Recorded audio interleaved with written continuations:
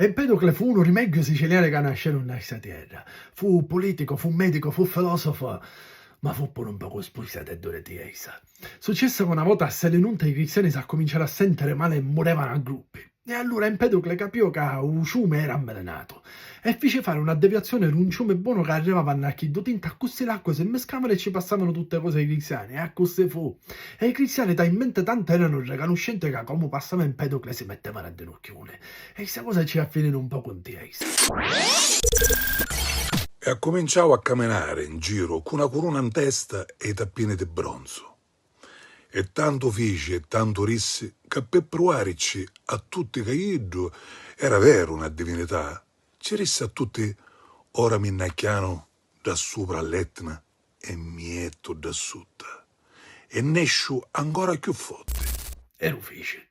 Però l'unica cosa che nisciò fu una ritappene di bronzo che ci a finire in testa un paesone da vicino. E a così finì Empedocle.